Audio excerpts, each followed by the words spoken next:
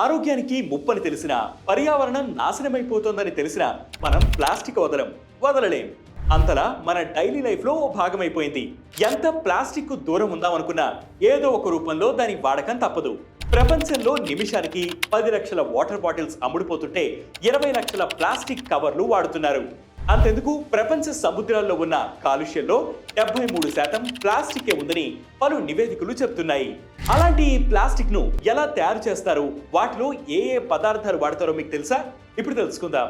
Phenyl formaldehyde ను ఉపయోగించి commercial plastic ను తయారు చేస్తారు. ఆ తర్వాత రాసాయనిక పదార్థాలతో ప్లాస్టిక్ ఉత్పత్తులను తయారు చేయడం స్టార్ట్ చేశారు. పాలిమర్స్ అని పిలిచే అణు పుంజాలతో ప్లాస్టిక్ ను తయారు చేస్తారు.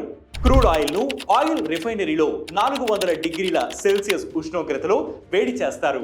దాని నుంచి నాప్తా అనే పదార్థం వస్తుంది. నాప్తాను మళ్ళీ 800 డిగ్రీల వరకు వేడి చేసి 200 డిగ్రీలకు చల్లారుస్తారు. అందులో మోనోమర్స్ అనే అతి చిన్న అణువులు ఏర్పడతాయి. ఇవే పాలిమర్స్ ను ఏర్పరుస్తాయి.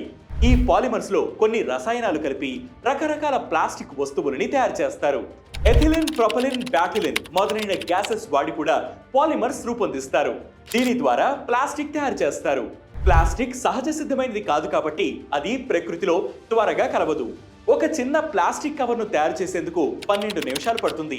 ఇది ఒక్కటి భూమిలో కలిసేందుకు 1000 సంవత్సరాలు పడుతుందని నిపుణులు చెబుతున్నారు. ఇంట్రెస్టింగ్ గా ఉంది కదా? ఇలాంటి ఇంట్రెస్టింగ్ ఇన్ఫర్మేషన్ ఎప్పటికప్పుడు తెలుసుకునేందుకు వెంటనే వేటి న్యూస్ యాప్ ని డౌన్లోడ్ చేసుకోండి. వేటి న్యూస్ తెలుగు యూట్యూబ్ ఛానల్ ని సబ్స్క్రైబ్ చేయండి.